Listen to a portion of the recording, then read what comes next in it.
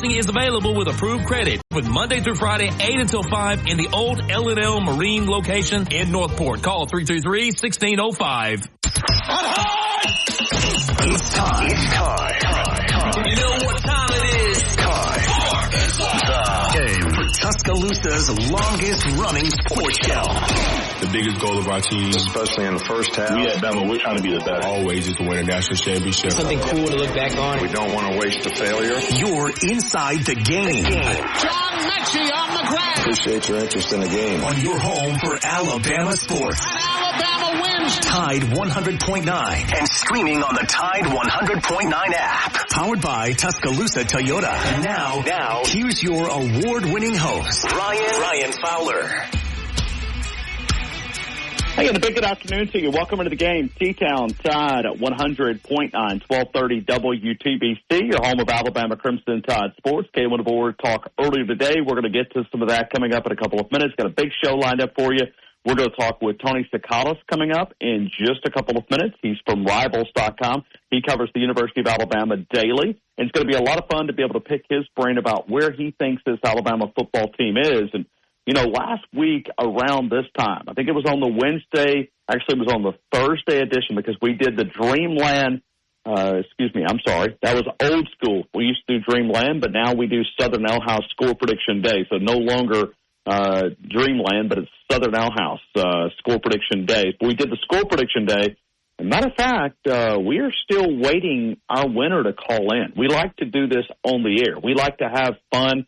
When someone calls in and we get to let them take their victory lap, we're still waiting because someone out there hit it dead on the money. Who was that? Who were you? Think about your score last week. You remember putting a score down?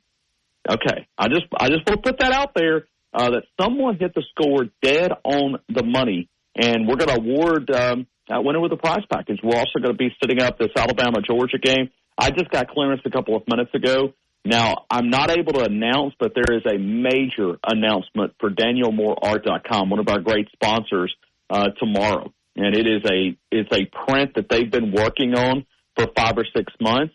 They just got the contract signed in the last 24 hours, and I saw the print. It is an absolute amazing print.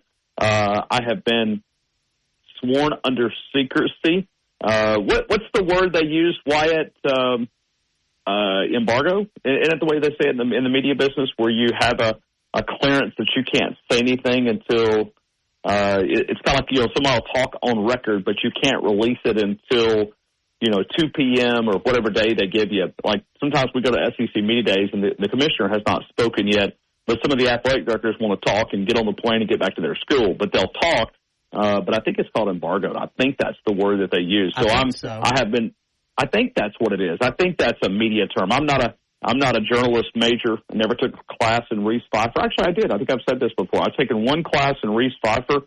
I took a grad level regression analysis class for an entire semester. So that was the only class. I never took a telecommunication class. So whatever I learned from you guys is the only way that I learn all these ethic words and all the different media journalist terminology. But today we're going to have some fun. When we look at it, we're going to discuss today a lot of different things, but we're going to go back to what we talked about last week, because think about the difference a week makes, a difference of Alabama getting locked in, going on the road, being able to beat Wisconsin the way that they did, 42-10. I mean, a dominating performance. And how much, if I offered you 10-2 compared to last week, I offered you 10-2, and the majority of you said, yes, I'll take it. Now, if I offered you 10-2 this week, I think there would be a lot of people that would say, no, I think this team has a chance to be better than that, because you saw an Alabama football team that took some steps. And you heard Tony Frankel yesterday talking about it. You've heard Kalen Boer this week. And we've got some audio that we're going to dive into coming up in a couple of minutes, because I just think it gives us a chance. And I love Coach Saban. I've enjoyed covering him. But the access is something that I hope, as a fan of the Alabama Crimson Tide, you're enjoying hearing more from these coaches, more from these players. And it's almost like they're not afraid to talk, right? They're willing to come in. It's not just doing a media availability where you get coach talk. You're getting coaches And I thought Kalen was asked today, he said, how much are you guys holding back? And it almost goes parallel with what we were talking about yesterday with Tony Franklin. He said, come on.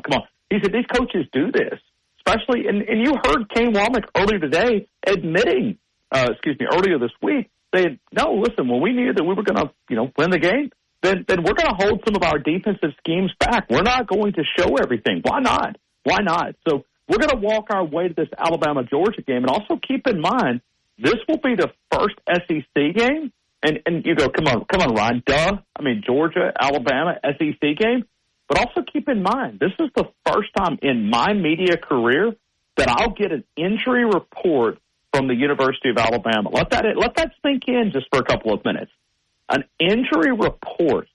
So all these players that you keep asking me about, we'll have an injury report, just like the NFL. That will be something that we saw in the previous games where you had almost like the NFL, questionable, probable, doubtful. We're going to get those. And to me, that makes our job a little bit easier. Now, that didn't come from Kalen DeBoer. That came from the SEC office. But as he said, we're going to abide by the rules there. And there's also different parameters that if you kind of fudge a little bit and you say, well, hey, this guy's going to be not being able to ready to go. And I know that Wyatt wrote an article on Tide109.com talking about the injuries of Georgia. And so we're going to learn a little bit more about these guys around Alabama. I've heard some positive things because after the game, I was getting a lot of from some of my media friends that were saying, hey, there's a couple of things that are really, really questionable. Maybe this is a little bit more severe. Well, then I started kind of diving in because at this point, I didn't really have time after the game, but made a few phone calls and was able to get some injury reports. They didn't sound as severe as maybe what some of the other people were telling me. And so I went a little deeper and said, okay. And then you heard Kalen DeBoer talking about, Quay Russo would be able to do some things later this week. Now, we'll see exactly where he's listed officially on the injury report, but we'll dive into that coming up in a couple of minutes. Tony Tsoukalas is going to update us, and I'll ask him, because he covered Coach Saban. But it is, like I said, I hope the fans of the Alabama Crimson Tide are able to soak all this up. Coach Saban, nothing wrong with the way that he did it. He did it his way. Kalen DeBoer's doing it his way. But is it fun to hear all these different audio clips? And, you're sitting down with a coach for, 30, 40 minutes. Actually, probably a little bit longer than that. You get two coordinators, 15, and then probably a good another, 25 to 30 minutes with Kalen DeBoer. I mean, you're almost at a full hour of media availability. So it's almost like you get to Wednesday and you're going, I didn't touch this. I didn't hit this. I didn't hit this audio clip. I should have missed this. So we're going to dive into this a couple different ways. We're also going to give away, and we're going to celebrate this because, you might be able to read between the lines, even though I can't say anything. That doesn't mean I can't give you some hints. But, the Nick Saban calendar that is going to be out there. Have you seen the calendar? Many of you guys ordered that, took advantage of a big coupon that we did back from that side of things. When you look back at, listen to Coach Saban and honoring the different legacy of what he's been able to create, that's one of the things that we'll dive into. But we're also going to give a chance to save some money. And this is the way you do it. DanielMooreArt.com, DanielMooreArt.com. The code word is the game, but it's all together, right? Don't put the space in there. The code word is the game. If you'll drop an autographed edition of the calendar from Daniel Moore, you'll get it for the same price as what you would typically a calendar, right? So a calendar is one price, and then the autographed edition is another price. If you go in and use the code the game, you will save. You'll buy the autographed edition for the same price you would as a regular calendar. So that's going to be something. But I'll tell you what we're going to do. We're going to have a little fun today. And anybody that participates in the show, we're going to draw one of those names out, and we're going to give you one of those calendars that features Coach Nick Saban. And then we've got a major announcement coming up from DanielMooreArt.com. DanielMooreArt.com. They've been a partner for ours for, I would say, probably 9, 10, maybe even longer, a little bit longer maybe there. Tuscaloosa Toyota has been with us for a long time, probably 14, 15 years. Tuscaloosa Toyota, TuscaloosaToyota.com, 3325 Skyland Boulevard, and online at TuscaloosaToyota.com. We're going to dive into a lot of different things today. We're going to take your phone calls at this Alabama football team. How much did his projections change when you think about going to Wisconsin, dialing everything together? And really, you're starting to see this offense really take shape. And so here we go. Tony Tsoukalas. Hope all is well, my friend. Welcome into the game in Tuscaloosa.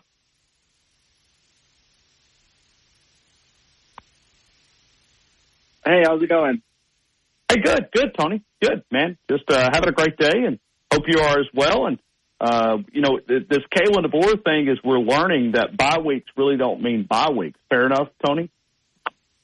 Yeah, I mean, a little bit. I think they did get a couple of days off.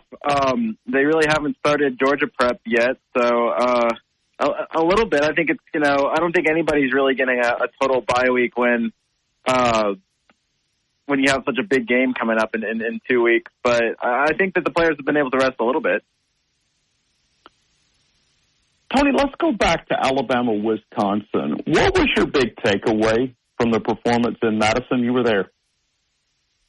Yeah, I actually really like this defense. I think it's been my biggest takeaway from the whole season. Look, we kind of knew this offense was going to be explosive. I don't necessarily think I learned anything new from Wisconsin in that regard. But I've been more and more impressed with this defense. Kane Womack challenged them to get some turnovers after the game against South Florida, where they weren't able to do that, and they responded. And I think, even in scrimmages and stuff, they've been able to respond when Womack gives them a challenge. And I just think, as young as this defense is, and as, it didn't necessarily have a ton of returning stars, I think you're looking at it, and it's pretty solid. And I think it's only going to get better with players kind of growing into their potential. How have you seen Jalen Milroe take this step in this offense, in your opinion, the way that you analyze college football?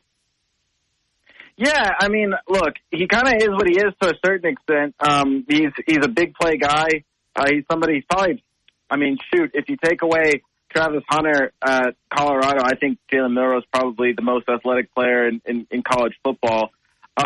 He's still got some work to do on his passing. I know he's been recognizing a few things, and that's been an improvement. I think, in terms of setting up his blocks, he's been able to do that.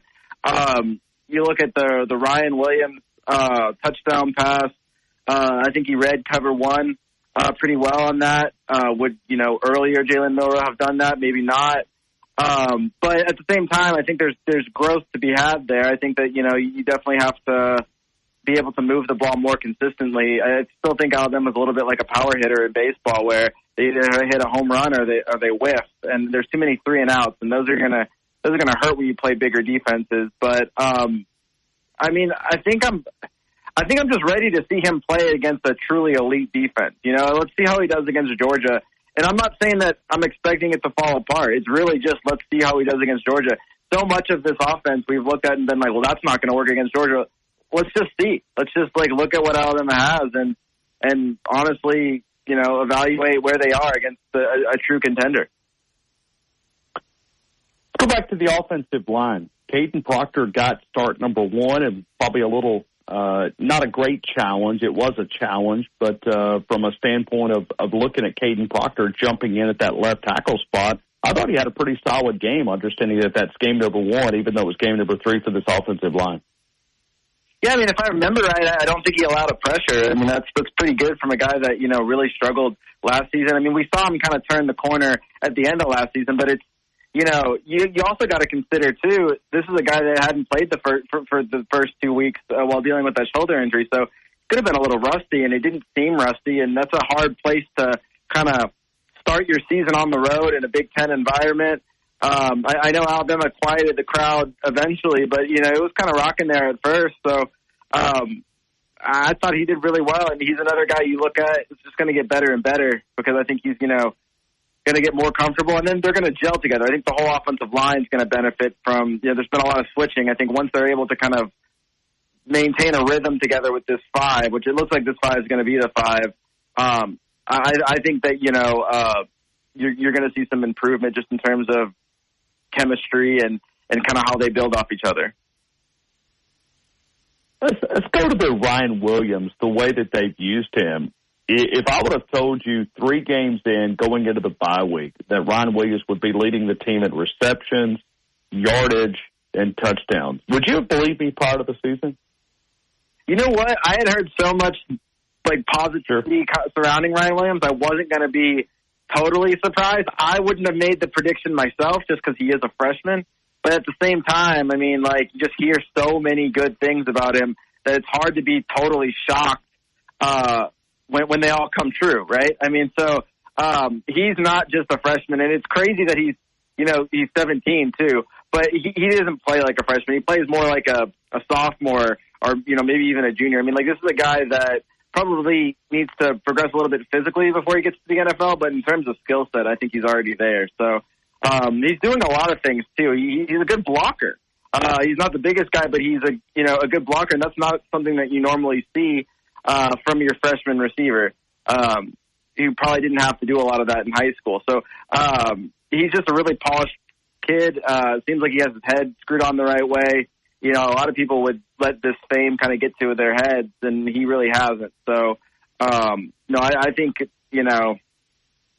it's pretty, I guess I'm surprised only in the fact that a freshman can do it, but not so much that he's doing it.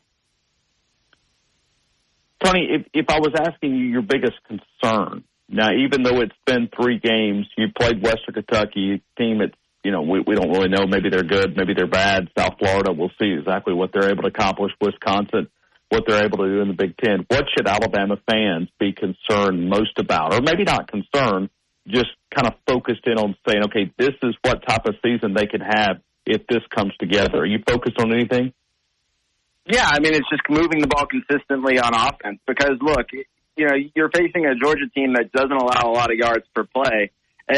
I do think Alabama is able to make these big plays against anybody, but doing it as consistently as the Tide's been doing it, I don't think that's really realistic against a defense like Georgia or a defense like just some of the better defenses you'll face, maybe a Tennessee. I think when you're going up against those teams, you're going to have to be able to have a little bit more long drives and really eliminate some of those 3 and outs.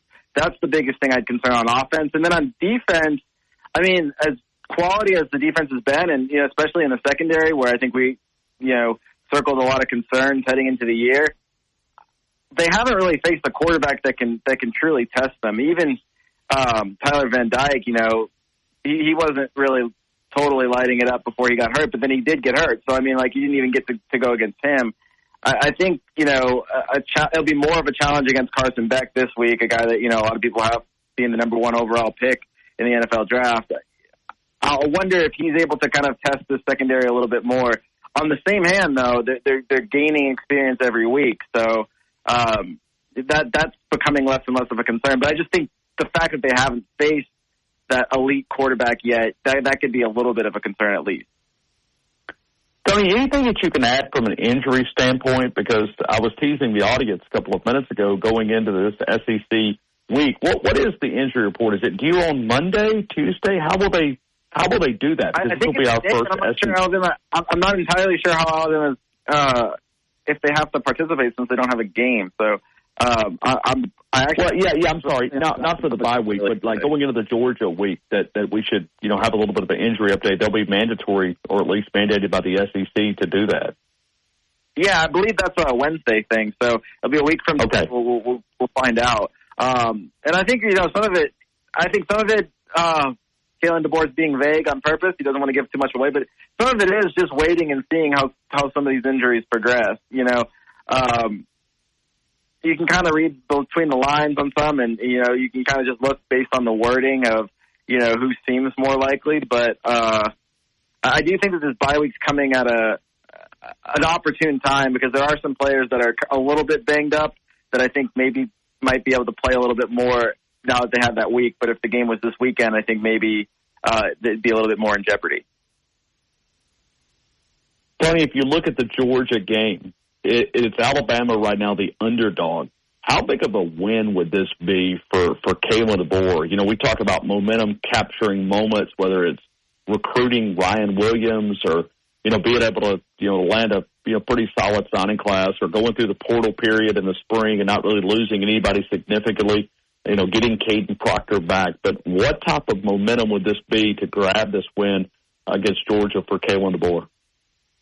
Yeah, I think it'd be great. I mean, it'd obviously be a statement. You're being the team that a lot of people think, even though Alabama won the SEC, a lot of people still think that Georgia's the king of the SEC. I know Texas is there too.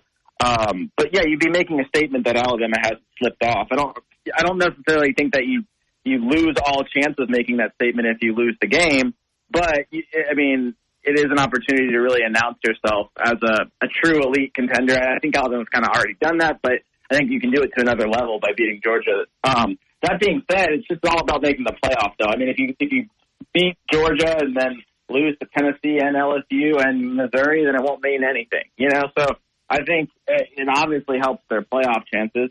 I don't, with the way that college football works now, I don't think it's as do or die as maybe we'll end up hyping it into being, just because, you know, it's a great storyline. But I think it's a great litmus test of Alabama so far in the season in terms of being an elite, you know, really title contender, not just a playoff contender, but a title contender.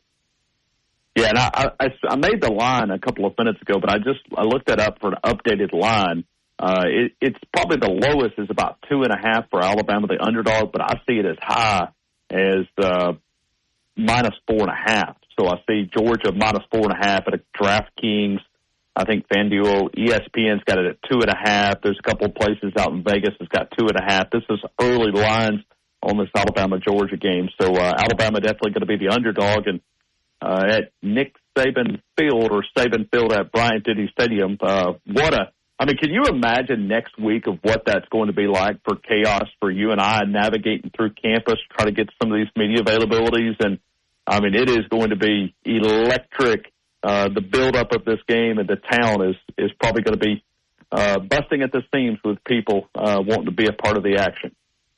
Oh, for sure. And then if Donald Trump's going to be there, it's going to be, imagine the extra chaos that will bring to everything. So it'll be intense. You know, it was already going to be intense, and it's just going to, you know, be even more so. And it's kind of like every time you get these kind of game of the centuries, it always seems to fall, you know, with a bye week. So you have that extra those extra 2 weeks to kind of stew over it and build that anticipation. So that's going to only add to it. Yeah, it's going to be big. Like I said, I don't think it's going to determine either of the team's season. But, I mean, it's going to be one of those classic games. I can't see either team running away with this game. So I think it's going to be a good game. You know, so there'll probably be a defensive struggle. And, you know, I don't know what you mentioned the spread. I don't know what the under is, but I think I might take the under depending on what it is. Yeah, I don't see a game total. I don't see a game total. They have not released that one. So that's one that, you know, because Georgia is dealing with probably just as many injuries and maybe even more significant than Alabama. Sure. I mean, Ratledge losing a guard, I mean, they haven't, I guess, officially lost him, but, you know, if he had tightrope surgery, that's going to be tough to come back from as quickly as, you know, 2 weeks. So that'd be a big loss. And look, Georgia's not I think we hype in Georgia to be this unbeatable team, but, I mean, they struggled against Kentucky. They have their warts too. You know, I mean, is their offensive line as good as it was advertised? I remember at the beginning of last year, you know, everyone's talking about how great Alabama's offensive line was, and it didn't really turn out to be the case. So you don't really know until you play the games. And so I think as much as this is a test for Alabama, it's also a test for Georgia. And you look at it, and, you know, they're going to have to prove themselves as well. So it's a really interesting matchup when you look at everything. Hey, Tony, I appreciate you, man. Thank you again for being a part of our show, and always enjoy the work there at Tide Illustrated. Take a couple of minutes here to talk about your team and everything that you guys are able to do there at the Rivals Network of websites covering the University of Alabama. Yeah, we have a busy, you know, it never really sleeps, right? So even though, you know, you get the bye week, we'll still have content this week, and, you know, basketball will be starting up sooner or later as well. So it's just going to be jam-packed at Tide Illustrated. You know, follow me, Tony_Sukalis, but also follow Jack Knowlton. He's our recruiting writer and going to be our basketball writer. And then just check out our Champions Bombs message board. I'll tell you what, I mean, it's a good place to just have conversations like this and really talk and discuss the Tide with, you know, like-minded Alabama fans. And so it's a lot of fun over there. I suggest anyone give us a try and really check us out. Hey, Tony, appreciate you, man. Thank you so much. Hey, yeah, thanks for having me on. Hey, Tony Sukalis, help seconds or whatever it was, and getting some points and then doing it again. I thought that was a big piece of what we preach each and every day, and it happened. So some things I know you heard from the coordinators, but I think not having the special teams coordinator up here, I think one highlight also is just how James Burnham's been doing, kicking the football. He's a game changer. He can flip the field really on any kick. We saw that again on Saturday. And, you know, just proud of the way he goes about it. He's just, quiet, but man, when he hits the ball, it makes some noise, and I mean that in a lot of ways. And so it's fun seeing him do his thing at a high level. So I thought, as far as how we handled the environment and the noise, I thought the offense did a nice job. Did a great job in the week of preparation. Felt like they were ready for whatever was thrown at them. I think the coordinators probably talked about some of the turnovers and takeaways and how we were better there. Thought we were better on third down, solid in the red zone again. So a lot of those main things showed up. We were taking the next step, I think, this last week in from where we were at against South Florida. So always things from an execution standpoint to improve on, areas where a bye week is important to continue to address, continue to build our depth, develop guys that we know we're going to need throughout the rest of the season. It's K1 DeBoer talking about the upcoming week, and you listen to K1 DeBoer kind of painting the week, and they're going to do some things today. They've already done some things. They'll practice tomorrow and Friday. They'll get back to more of a Saturday off day according to the SEC teleconference, and then also Sunday they'll be back on their first practice. Sunday's a normal practice day for them. We're going to go to Stephen in Raleigh, North Carolina. We've got Josh coming back in just a couple of minutes right here on the game. T-Town Tide 100.9, 1230 WTBC, your home of Alabama Crimson Tide Sports. Tuesday night, live from Walk-On Sports Bistro for Hillcrest Huddle. That's Brent Jones each week as the Hillcrest Patriots march towards the playoffs. Tuscaloosa Custom Curbing. Call Paul at 205-331-6823. Custom curbing for your home or business. Do away with those plastic individual stone borders. Go for that more permanent, decorative concrete border. No more grass growing between those individual stones. Cleaner to edge to maintain. They're willing to travel, not just here in Tuscaloosa, but also in our neighboring states as well over in Mississippi. Many colors and choices. They'll customize for that individual taste and house. Give them a call at 205-331-6823. You can also go to their Facebook account. Find their page. You can see exactly what the videos. They came out, did a free quote. Paul gave me an evaluation. Give them a call, 205-331-6823. Or visit mezwins.com. I've got this. No representation is made that the quality of legal services to be performed is greater than the quality of legal services performed by other lawyers.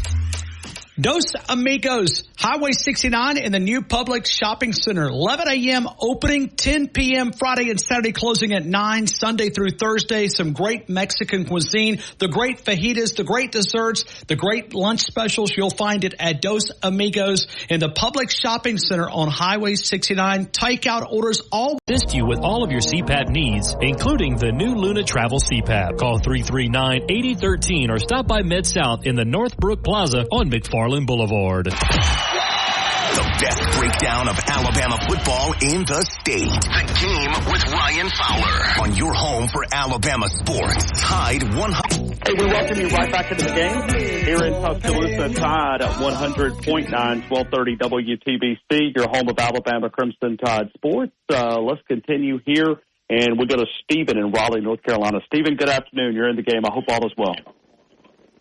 Roll Tide. How are you? Hey, good, Stephen. Yeah. I'm good. We're not picking scores today, right? That's next week. No. Well, no, we're not. We're not picking any scores today. We got Georgia and Alabama, and it's a little bit of a ways away. We'll do our score predictions next Tuesday, Wednesday. But if I ask you for a score, where would you be? Ryan, I would be. I don't see any explosiveness with the Georgia team. I'm going a little more like 30. Last year was like 27-24. I'm going more like 38-20. It's about where I'm at, Ryan, right now. Don't have too much. I don't fear Georgia at all. We talked about this from a pressure standpoint. It almost like the Georgia pressure is where, to me, it's Georgia. Like if Alabama loses, let's just look in your mind and you think Alabama loses the game. Okay, Alabama loses the game. It's not the end of the world. It's a program that, yes, would a win launch them into a slingshot of momentum? Absolutely. But a loss really wouldn't be desperation. You know, Ryan, speak of Georgia, when you talk about Georgia right now, and they have us, Tennessee, Ole Miss, and Texas, where would you rank them in that right there? Where would I rank Georgia for? Say it again. Yeah, right. Sorry. Just not the polls have a preconceived notion of having them at number one, but from the eye test of what you've seen out of Georgia and what you've seen out of Ole Miss, Alabama, Tennessee, and Texas, where would you rank Georgia right now? Based on the eye test? See, but you're asking me to rank Texas because I don't like going to Michigan. Yeah, it's a win, but I mean, is it better than Wisconsin? When does I wonder when Wisconsin and Michigan do they play in the regular season? I mean, I don't know Wisconsin's schedule. I don't know. I mean, we don't play them. Yeah, I mean, because I know how that conference doesn't play everybody, but I don't think they do. I don't think they do. I was about to say because I look at Michigan as a team that lost everybody, and there's a scandal hanging over that program. No, they do not play Michigan. I was about to say I would almost take Wisconsin. Now they're dealing with now a quarterback because Tyler Van Dyke tore his ACL is going to be out the remaining part of the season against Alabama, so that kind of changes things. But like if you start looking at Texas is look good, but I think college football is just a big old jumbled up mess right now.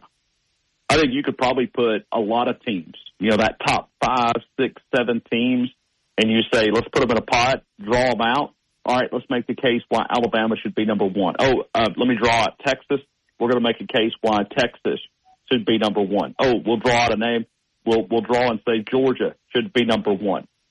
I think you could do that with probably the top 5 or 6 teams. Would you disagree? I don't disagree because I don't think Ole Miss has played anybody. I don't think Tennessee has played anyone. And I would say Wisconsin and Michigan, as far as Texas opponent, are probably pretty even. The quarterback for Wisconsin, the guy that came in after the starter got hurt, they didn't name a starter till late in their practices. So it's not like he was. I just think their 1 and 2 was very close. So I don't know that our game would have finished up any different as it did if the starter had remained in the whole game. But it is a lot of unknown with the top 6. I'd say the top 6 or 7 teams, mainly because we scored 21 touchdowns. I believe I saw. Did you see that in SEC where Alabama scored 21? I think Tennessee and Ole Miss have scored 22 touchdowns so far. But, Ryan, would you not say our schedule was more difficult in the first 3 games than Ole Miss and Texas? I mean, they've played their other 2 games besides Texas' other 2 games besides Michigan has been the Sisters of the Poor. And, Ryan, Tennessee is onside kicking up 30-0 on Kent State or whoever they played. Really? I would put Alabama very high in those 5 teams right there, Ryan. And you look at South Florida. Okay, South Florida in the 2 teams that they have not been able to play. Okay, so Bethune-Cookman, they beat them 48-3. They came to Alabama, lost 42-16. That was probably a little bit of score of a little bit of a misleading. Then when you look at Southern Miss, they went on the road in Hattiesburg, Mississippi, and beat them 49-24. And then when you start kind of looking at Western Kentucky, I mean, Western Kentucky is a team that won 8 football games last year, but also, they won 8 football games, but they returned like 9 starters in the offense and I think 5 or 6 on the defensive side of the football. I don't know if I would say it. The schedule will equal out where Alabama's going to have one of the most difficult, but I don't know if I'd say right now. I mean, they played Middle Tennessee State on the road. They beat them 49-21. So I don't think anybody other than the teams, Wisconsin was undefeated going into Alabama. South Florida has not lost to another team other than Alabama. Western Kentucky has not lost to another team other than Alabama. Well, let's see where this team, ends up. I think we've played some quality teams, but I don't know if I could say the most difficult. No. I'm just saying most difficult between those five teams is all I'm saying. Yeah, when you look at Texas, I almost feel like that we're and we'll ask Josh from College Football Nerds, but like Texas is big, feather in the cap. All right, Colorado State, that's a joke. I mean, we saw Colorado, as bad as they are, bump Colorado State, right? Did we not? Yes, we did. I mean, it was ugly. I mean, and Colorado's not a good football team. I mean, they're struggling to even. I mean, the dreams of even going to a bowl game from a Colorado perspective are a pretty big challenge, right? I mean, they will probably not get to 6 wins. They got a lot of problems out with Deion. Then when you look at the Michigan Wolverines, like I said, I don't really know if I give them. Okay, it was a win, and it's on the road in a nasty environment for the repeating national champ. But anybody that thinks that that's the same roster, you're fooling yourself. So you look at the Michigan Wolverines, 31-12 on the road, and then you come back and play the University of Texas San Antonio. So is Texas, have they done enough to say that they're the number one team in the country? Well, they are right now. Is that enough? People are voting that way. I don't think I don't think they're the best team in the country, or they've done enough to say they're the best team in the country. But they've done enough to be there right now. But it's week 3. It's 3 weeks in, and it'll all play itself out. USC plays Michigan this week. That'll be interesting from a standpoint that at least USC did beat LSU, and I don't know how much that's saying, but they did beat LSU. And then Miami has South Florida. Miami has to travel to South Florida this weekend. I think that might give us some insight also. Yeah, whoever negotiated some of these contracts with South Florida, like Alabama going to their place, they're pretty much saying, I mean, they're negotiating, I mean, because they got paid too. But, I mean, they did a 2-for-1 for Alabama. We went down there one time. They'll come here this year. They've already came here. And then they'll also return in 2026. So, yeah, I think they announced their schedule like 8 or 10 years ago, if I remember correctly. Yeah, I think you're right. But I'm just saying, whoever did that, I'm not sure what that athletic director's name was to be able to navigate this schedule, but pretty impressive to be able to get the big teams to go to your place. But as we get deeper in the season, we'll ask Josh from College Football Nerds, which is one of our most informative guests, to kind of analyze this. But right now, the way I see it, when you take a look at the rankings and you just look Texas, Georgia, Ohio State. I mean, Ohio State doesn't look unbeatable. 2-0 so far. But I mean, once again, who have they played? I mean, they beat Akron, okay, and they beat Western Michigan. They had a bye week. Now they play Marshall. We won't know anything more about Ohio State. Then they played Michigan State. Who's Michigan State? Come on. I mean, they're a team that usually slides, starts off pretty hot, but then they slide. Then you've got Iowa. Okay, a team that looks like maybe offensively they could be showing some promise. And then, the 12th day of October, they finally play a legitimate opponent. They go to Oregon. So you look at Ohio State. I mean, it's probably just too early to tell when you look at the world of college football. But when you look at the rankings, the way I see it, I think you could probably even pull a case out and say Tennessee at 6. Why they should be number 1 in the country. I'm not saying that everybody would buy it, but, I mean, they did go and beat Chattanooga 6-9-3. They went on the road and beat a top 25 team or a neutral site game there in Charlotte, 51-10, and then they played Kent State 71-0. I mean, could you make an argument that Tennessee is probably one of the most impressive? They're impressive, Ryan, but I'm here to tell you right now, I'm here in North Carolina, and North Carolina State is not a good team. They're not.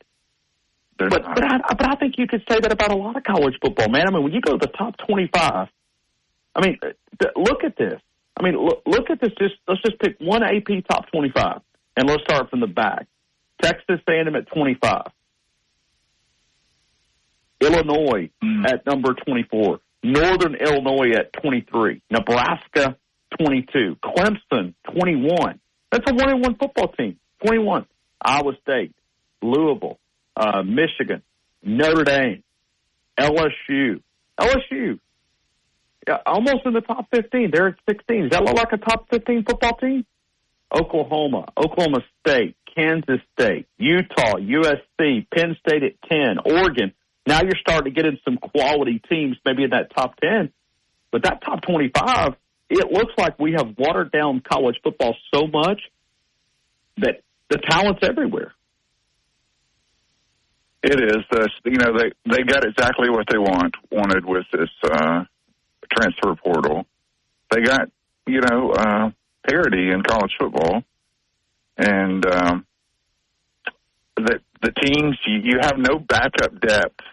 I love what Kalen DeBoer is doing.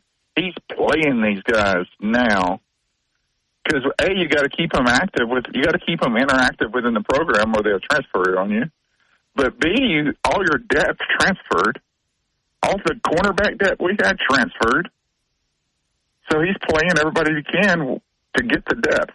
But early in the season, the first 2 games of the season, Red Morgan would probably be the guy that got beat deep the most. He's the guy that I kept seeing trailing the guy that beat him every time.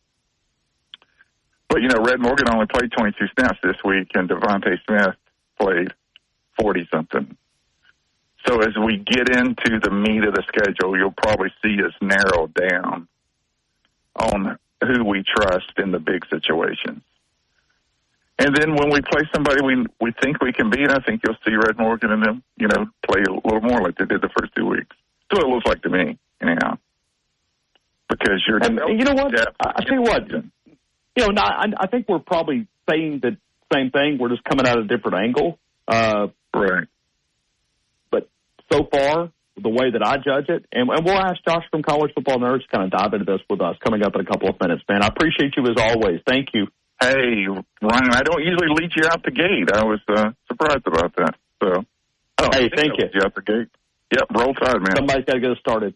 Stephen, thank you, man. Appreciate you. Roll tide. A lot more disruptive. They're going to get more tackles for loss. They're going to get more sacks. But they're not going to be the stonewall in the run game. It's a difference in scheme. The difference is the defensive linemen and linebackers are shooting gaps, trying to get in the backfield. And when you do that, sometimes you shoot the wrong gap, or sometimes you blitz the wrong side, and guys are going to have more 6-7 yard runs. And we saw that. There were a couple long drives. But at the end of the day, they're giving up less yardage. They're giving up less points than they did in years prior. So I think it's all positive. I mean, this is a team, if they're a top 5 team, if they're a late-run playoff team that we expect them to be, you expect them to win that kind of a game 42-10 like they did. And so I think you can't view it as anything but positive. And, maybe there's a point here today with Tennessee. We're at this point in the year where we don't quite know who even your opponents are, and everything's relative to opponent quality. I think Wisconsin is a good enough team to test you, maybe a little more good than somebody like NC State was. And, they didn't have a stub their toe situation the way that Georgia just did against Kentucky, so that says a lot. But would you still say that this defense is ahead of where you thought it would be coming into this bye week? I think so. I didn't expect the front 7 to have some of the disruptors they have. I mean, Rousseau and Overton in particular. It's one thing to say that I knew who they brought back, and we all knew they were going to have a good defensive line, but that was kind of on the assumption that was going to be Keenan and Tim Smith, maybe Otis as their defensive linemen. When they're able to roll out there, and they've got 2 guys in Overton and Rousseau, who I know is currently banged up, that they're starting just because they're that much better than the guys they brought back. That kind of elevated that whole defense to another level. I think Campbell, at linebacker, and probably Jefferson, too, have been playing on a completely different level than they were last year. I know Campbell is one of those guys that kind of busted in that national title game and was a little lost in that old scheme. And I think he's much more comfortable playing in this scheme with it's really a lot simpler for the linebackers, and he's a lot more comfortable, a lot more able to use his athleticism. So that's all been elevated. And look, I think the secondary still has some major questions. I thought they were going to have questions coming in the season. I think that still is a potential weak point for the defense. But everything else has been so much better. Look, your corners, and we're seeing this in Alabama, your corners can get beat, but if they get beat and you still get a hand on the quarterback, it doesn't matter. And that's where Alabama's been, and that's going to give them a lot more grace to get some of those defensive backs up to speed. Let's go back to a lot of different things that Kane Womack said earlier this week. I'm not sure if you heard it, but he also said that when you look at this defense, that they've not really showed so many different things. And he said there's still so much more they can do with this defense. Is that a fair rebuttal? Because, I mean, he did kind of point that out, that hey, maybe they are saving some things. Would you buy it? I would. Frankly, I would. They've been, look, from game one, something that's really struck me, they were rotating corners in the second and third series against Western Kentucky. I mean, there was a drive there where Western Kentucky put one together, and when I went back and watched the tape, I realized they had subbed out both their starting corners. Damani Jackson went out like the third series. They haven't been showing what are probably their more exotic looks. They haven't been showing their more exotic coverage ideas. There's a lot of stuff you can do these days where, you know, you run one type of zone on one half of the field, the other on a different half. It's called split field coverage. It's the thing that caused Patrick Mahomes to no longer be the dominant quarterback in the NFL. And Alabama hasn't really needed to show those things, so they haven't. They've run a lot of coverages where they put guys in isolation, make them run man-to-man, and they're going to do some things where, you know, a team like Georgia that goes to exploit that, you can kind of create a lot of trap coverages these days, and that makes it a lot harder on the quarterback to trust what he's seeing. That makes the quarterback hold the ball longer, and it makes you be able to create more pressure because he's in the pocket longer and you got more time to get to the passer. So I totally buy that this defense really hasn't shown all their cards. And that's, you know, that's the benefit of being good enough defensively that you don't have to. Let's go back to the offensive side of the football, because this bye week gives you a chance to kind of reset and recalibrate your mind, look at this Alabama football team. But when you look back at right now offensively, we've spent a lot of time talking about Jalen Milroe. Was this his best game from a standpoint of just maybe understanding what they're trying to do with him and him understanding what they want to try to do offensively? Of the first three games, it's his best one. I think this might have been his second best game. I think the Kentucky game last year was the one game where he really clicked and he was throwing with anticipation and some things that I haven't really seen from him in another game. But in terms of operating with the offense, I'd buy that. He still missed some throws. He missed some deep shots. He missed some intermediate throws. That's going to happen with every quarterback. But the big thing is they've kind of figured out, I think, an offense that works for him. Like I said, I don't know how much of it got through. Last year when they run QB power, right? Like they motion the running back, use him as a lead blocker. It would be kind of out of a weird formation. It didn't really fit with anything else they were doing. It wasn't really set up by anything they were doing, and it sometimes worked, sometimes it didn't.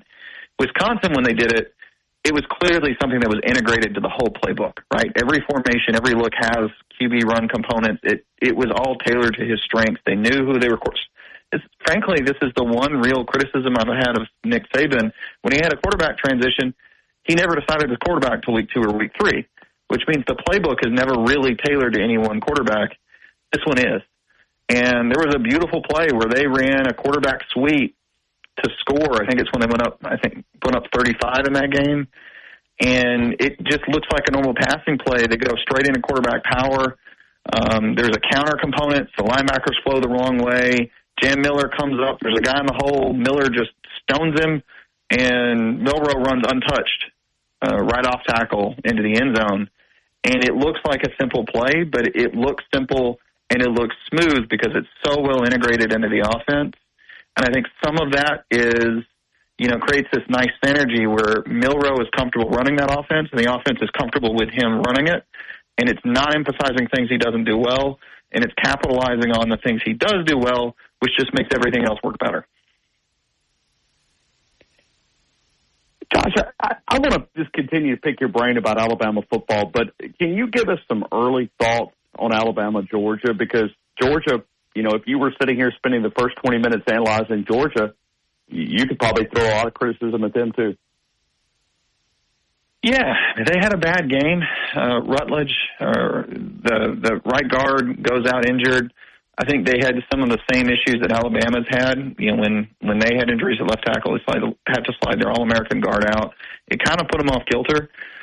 It's interesting to me that this is really the second or third time I've seen Carson Beck look just genuinely rattled. And I went into the season thinking Carson Beck was probably the best quarterback in the country. I still think he's a very good quarterback. I think it's going to be interesting to see the duel between him and Milroe, but I think it's telling that when he doesn't have the same protection, he hasn't looked as good. I always say the skill as a quarterback isn't throwing on air. The skill in a quarterback isn't throwing when you have time. The skill in a quarterback is how well can you operate when you don't have as much time. Because a lot of guys, they can make a great play in 4.5 seconds, but if you tell them, okay, now you got to make the throw in 3, they panic. They can't make a read. They can't figure out where to go to the ball, or they don't have time to think, so they make a bad decision and throw an interception because they're rushing. They can't speed up that thought process. And a lot of times it's not just the thought process mentally, it's the physical process of their footwork isn't fast enough. They don't navigate the pocket. They don't set their feet. They can't chop step fast enough. And I don't know. I mean, I think there's a genuine question there with Georgia because it seems like when that clock sped up, when the running game is not there, that offense doesn't function. And, I will say this right now. We're going to do a preview going into next week, I'm sure, of that game. But, I mean, in my mind, I don't know that there's much question that Alabama has the better receiving corps, which is an interesting point because Alabama basically had to rebuild. They lose Isaiah Bond to the portal. And I think in Bernard and in Ryan Williams, they've got 2 receivers kind of at a different level than anyone Georgia has. I think Lovett is a good receiver. I think he's their best receiver. I don't think he's an impact guy. He's no Ryan Williams. He's not a Luther Burden. And I think they are feeling that loss of Bowers and McConkey as impact players that could consistently get open, you need guys like that on 3rd and 7 to make you a play. You need guys like that to create an explosive play to turn drives into points. And they don't have that guy right now. And given that the offensive line is struggling more than anticipated and they don't have a great run game, suddenly that whole offense, it's kind of like Alabama was, a few years ago, minus the Bryce Young, right? When you look at all the pieces in the offense, you go, I know these guys are really well recruited, but there's a lot of just above average, and there aren't a lot of guys on this offense that elevates them above it, so they end up kind of stagnant.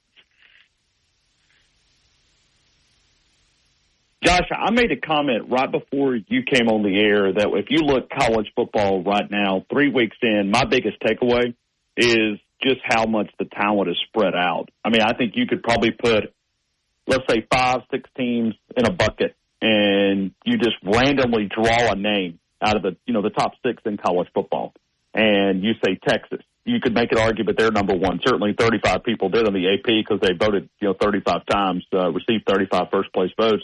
Georgia, 23, Ohio State with 5, Alabama, Ole Miss. There's probably a lot of people that can make a claim for this. But to me, it just seems like that right now, currently, this is just a jumbled-up mess in college football. And I don't want to say mess is a negative, but it's just really not a lot of separation. Well, do you mind if I argue with you? Sure, please. Yeah. No, hey, but now hold on. But now hold on, Josh. Now, you got to give me some points because if you're a professional attorney and you know how to argue in a courtroom, I don't know how to do that. So I'd imagine that the handicap inside of this, I would be at a much disadvantage. Okay, well, I think you give lawyers a lot more credit for what they say rather than how sharp their suits are. But being that this is radio and you don't have to see my face, let me give you both sides of the argument, okay? Okay. The side you're advocating for is there have been a lot more close games. Teams seem to be more even. A lot of teams that have not been necessarily as competitive have been more competitive. Teams that have the big pedigrees maybe have the higher blue chip value. Rosters have been less competitive. And so the argument becomes this is a more even sport, right? South Florida plays close to Alabama. Kentucky plays close to Georgia. Florida State opens the year 0-3. Michigan blown out by Texas, but also has close games. Fresno State. Oklahoma is struggling. I mean, we can go down the list, right? Now, let me give you the counterpoint. I think a lot of that is anecdotal. And I think the biggest driver this year, I think talent is spread out more, but I think it's actually spread out more in clear tiers. Like, I think the top tier of college football is still a top tier. I think the second tier is still the second tier. And the third tier is the third. And I think within those tiers, teams are maybe more competitive. It's not as striated where number 1 is better than number 3. But I think our big problem is because of the transfer portal, it's less that the talent spread out and more that we go into the year with less of an idea of who's going to be good. Okay? So Florida State gets upset by Georgia Tech week 1. We go, oh, my gosh, crazy year in football. Florida State's 0-3. We talked about on the show, and you even mentioned, right, I had texted before that first week at Georgia Tech and said, man, what are you hearing? I see up Florida State number 10. I did my preview research. I don't get it. I don't think they should be number 10. The transfers don't make sense. They were good players at Alabama, but these are still, they're starting Alabama's backups. That's not a top 10 team. And they end up being worse than that. But they've been worse than that every game. Michigan had their struggles week 1. Well, they struggled again. In Texas, get blown out. Well, they play Appalachian State. Appalachian State gives them a game, and it's a 2-score game. NC State, they struggle week 1. Well, they play Tennessee. They get blown out. Last week they play a Louisiana Tech team that's a bottom 15 team in the country. They win 30-20 in a struggle game.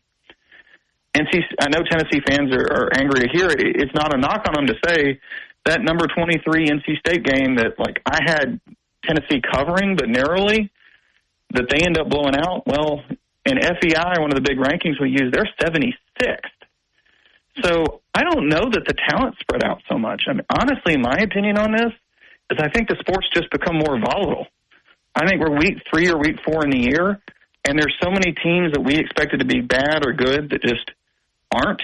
And it's going to take us to week 6, 7, 8, and we're going to realize, okay, Florida State's just bad. Tennessee's just really good. Oregon's good, but not as good as we thought. And once we have all that sorted out in our head, I think we're going to look back for the first 5 or 6 weeks and go, you know what? Most of these results make sense with where these teams are now and what I know them to be. I just completely had in my head wrong what team was what in week 2. I put a tweet together. There were 4 teams that were preseason ranked teams that had a drop of 20 or more slots in terms of FEI advanced metrics. NC State was number 24. They fall in 35 spots. Kansas was 22. They fall in 34 spots. Florida State was number 10. They fall in 31. And Arizona was number 21 in the preseason. They're 43. People know Florida State. I don't think they realize NC State and Kansas are even more underwhelming than Florida State was. So to me, I think that's a big driver is just how volatile it is. And I think part of it is transfers in, and I think a lot of it is teams that rely on transfers. We assume Florida State did it with transfers the year before. They'll do it this year. That's not true. If you're not developing things with 4 years players, it's just a lot harder to sustain success. And I think that, in a sense, that's parity because every year is different. But it's also kind of not parity because I don't think the talent's that spread out that evenly. It's just that year to year, it's fluctuating a lot more, if that makes sense. Let's go into the conversation. And if I ask you, who's the best team in the country, who would you have? Right now, I'd actually still probably say Georgia. I know they had a bad game last week. Let's not forget they've done that for the last 3 years. I mean, they were down, 2 scores to Missouri. They were down South Carolina 2 scores 2 years prior. The last 3 years, they've had one game between weeks 2 to 4 against usually an SEC East opponent where they lay an absolute egg and almost lose. And a couple of those years, they were by far the best team in the country. So I don't want to overreact to one game. This is not a new thing that they have a clunker. It's not a new thing that any team has a clunker. But if it's not Georgia, I will say it's Texas right now. I mean, they're clicking on all cylinders. But I do think Ohio State, Alabama, and I will say Tennessee, those teams all look like they're right on the doorstep. And I think they haven't all been challenged, especially Tennessee enough to tell. And Ohio State, man, Sagarin's strength of schedule for Ohio State, did you know they're 190th? There are 50 FCS teams that have played a harder schedule than Ohio State. But when they start playing better competition, we may find out in a hurry that they may be as good or better than anyone else. We just don't know yet. I think he did a great job of kind of laying out the rest of the college football because it is one of those that, that is, it is, I mean, it's kind of, I guess, fun, but I guess maybe my rebuttal would be, I think you just made a great case of why we shouldn't have preseason rankings. Yeah. I think, we do a computer model on our website, collegefootballnerds.com. It's not up yet. We don't run it till next week because we call it a pure performance model. It's run purely based off how each team performs on the field. If you look at FBI, if you look at FEI, if you look at SP+, all these other, computer rankings, at this point, they are usually more than 50% of that ranking is actually based on recruiting rankings and last year's results. Because what's happened this year so far is not enough. Even still, it's not enough to actually build a computer ranking around with any sort of accuracy. But with the NIL, and particularly it's the combination of NIL and the transfer portal, what we're seeing is just because you were good last year doesn't necessarily mean you're going to be good this year. And I think preseason rankings are even worse than they used to be. And it creates situations like Florida State was a ranked team. Georgia Tech beats them. Boston College beats them. And we saw Syracuse get ranked and then Boston College get ranked because Florida State was ranked. And we can't accept that Florida State just never should have been ranked, and that was always – those basically were all unranked games. But we played this like game of Highlander, as I like to call it, right? You kill the team, you take the power. And, it's all set up because our preseason rankings were messed up, and it takes us 6 weeks to break out of that. Whereas if we just waited and ranked based on what we see on the field, I think you'd end up with a very, very different idea of what these teams are. Josh, just confirmed a couple of minutes ago from the Trump campaign. It was kind of a rumor. It's been a buzz. It's been a very poorly kept secret that Donald Trump would be in Tuscaloosa for this Alabama-Georgia game. Just to add to the distraction of Georgia and Alabama, I mean, when you look at this town, it's going to be exploding next week. And the Trump campaign has just officially confirmed that here it is. When you look at it, Donald Trump will be in attendance with multiple other political leaders, not just him.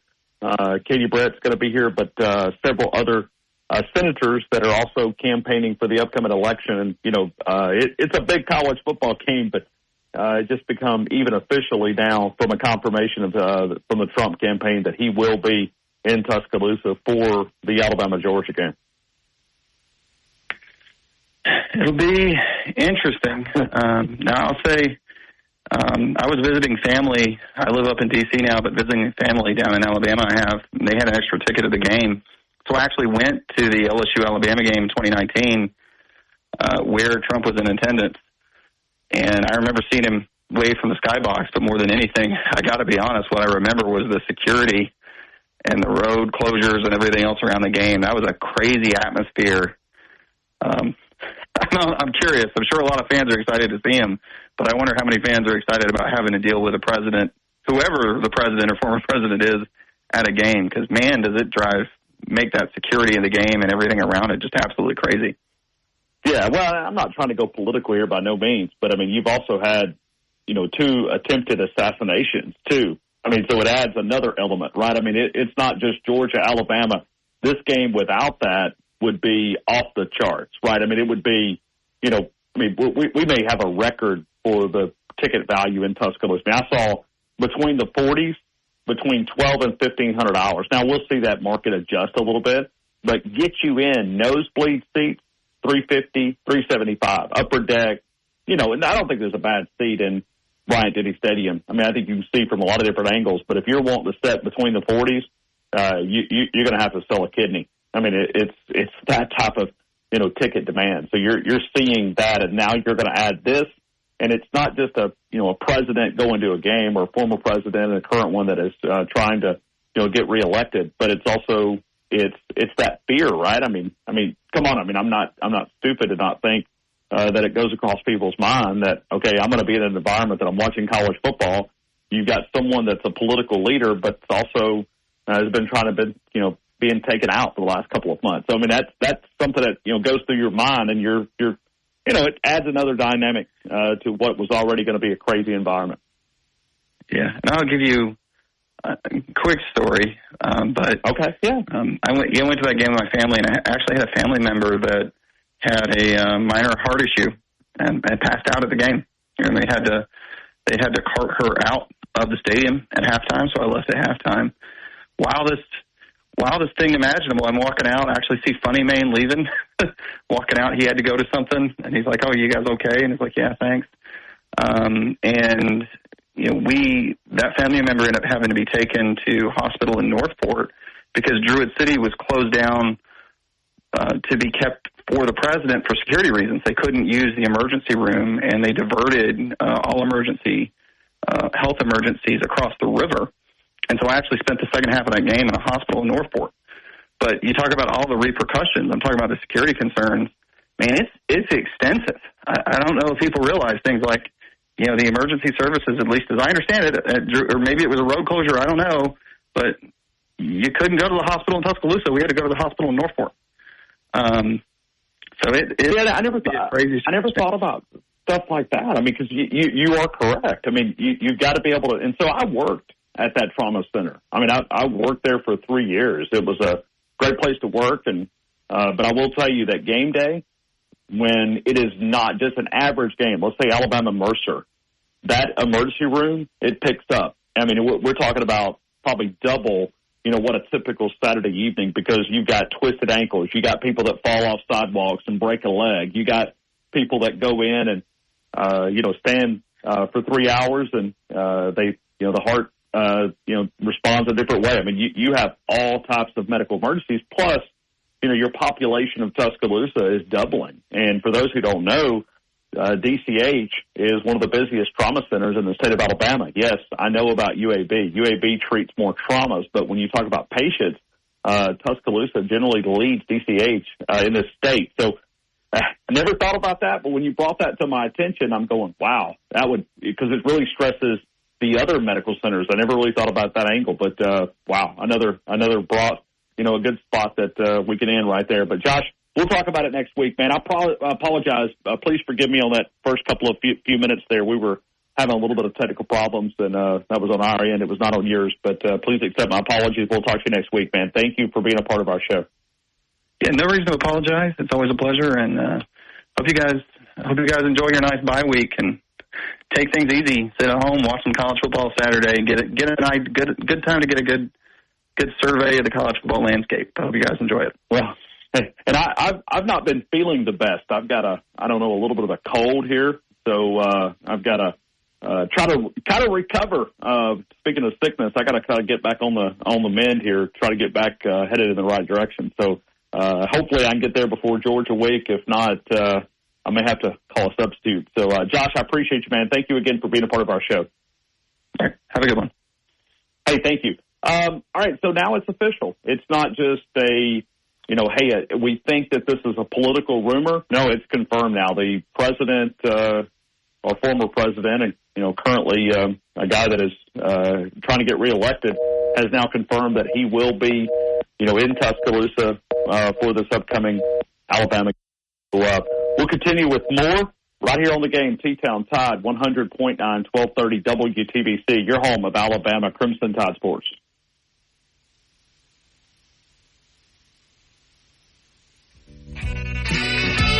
Lovely, sir. How is your bye week treating you? Well, Kalen DeBoer is working us, man. We're not really getting a break. You know, a lot of media availability. Monday press conference, Wednesday availability, Thursday availability, Friday availability, and I'm fighting this nasty cold. So all of the above. I don't know what college football. Maybe I'm just not accustomed to working under Coach Saban, and maybe Kalen DeBoer is just overworking us. Maybe that's what it is. Well, there is an alternative, Ryan. You could be covering Florida State or Florida right now, so it could be worse. Okay, now you made me feel better. I feel great, man. Forget about this stupid cold that I have. But, hey, 3 weeks in, what's your thoughts on Alabama, Josh? They're a team that can compete for a national championship. I think they look incredibly fast. I'm not 100%, you know, when a new coach walks in the door, when Kalen DeBoer walks in the door, what the specific edicts are. But I know that they are given out.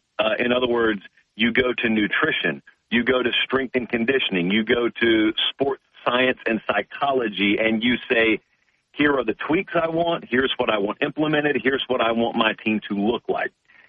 whatever that edict was that was given to Dave Ballou and those guys over on that side of the fence, they've executed it, because that is a really, really good and really, really fast-looking football team. And I'm very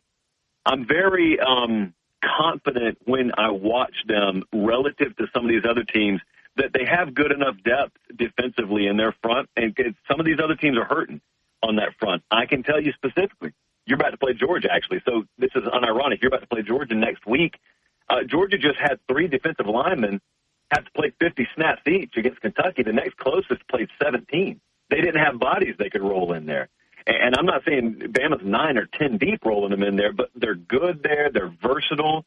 That linebacking group can be really, really good. I still think over on the offensive side, there are elements. When you see Emmanuel Henderson touch the ball, when you see K-Law touch the ball, Kobe Prentice is in there. When you see those guys, you understand they've looked good so far. There's still a different gear offensively I think they can hit. So they're exactly where they need to be. They got a bye week, get some injured guys back. Caden Proctor looked really good when he returned the other day. And so I don't know that you could feel much better or hope to feel much better than you do at this point. That is a great way to analyze Alabama. So you think they're a national championship contender. But did you feel that way prior to the season? I guessed I may, but I didn't know. I expected, I'll tell you what I did expect. I think you and I spoke about this. I thought they may be a little more clunky out of the gate off have been. It would not have surprised me if they struggled a little bit. I know we've had the USF game, so maybe that was part of that. But that Wisconsin game was executed at a high level. They played very physical. They went up there and took care of business in about as dominant a fashion as you could hope. But when you look at Milroe's numbers so far, when you look at the sack totals through this time last year, Ryan, versus this time this year, night and day difference. Offensive line play, snapping the football, these sorts of things, night and day different. And so they've probably been a little bit better offensively than I imagined. I don't think anyone in their right mind, even having high expectation for Ryan Williams, could have just blindfolded themselves and said, oh, he's going to take over games as a true freshman at 17, first month of the season. Like, that's above and beyond best case scenario. So I hoped, and now a lot of that feels validated, but I don't want to get in on my skis because you haven't faced high-level competition in the SEC yet. Got to get into that season. So there are still parts of this team that have not been tested. There are parts of the dam that could or couldn't be cracked. We just haven't put the water pressure against it yet. But that's the fun of late September, getting into October. That's conference play, man. It's here. It's time to go.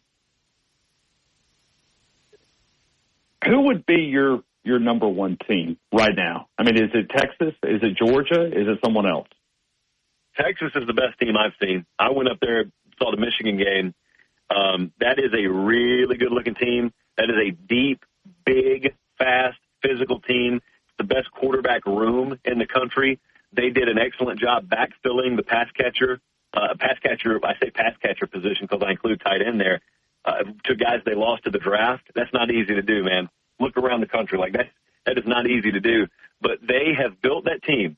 And I think the nucleus of that team that's underappreciated is the offensive line. Because as much as people want to talk about what Sark and Texas have done in the portal, and they have, you check that starting five on the offensive line, and their last stop before they were in Austin, Texas, was high school. They built that offensive line entirely out of high school recruiting, and it's no mystery why they look the way they do. And it's also no mystery to me that they'll have consistency. Like, that team has staying power. I don't worry about some of the past problems that have bitten Texas teams or even Steve Sarkisian teams. Like, that team's built to compete for a national championship. I think Georgia is there. I just don't think Georgia's at the top end yet. And there may be some flaws there, man. Their offensive line, and I'm speaking with a very, very fine filter here, by the way. You got to judge these teams with a more fine-tooth comb, but that offensive line has not played at the level I thought they'd play.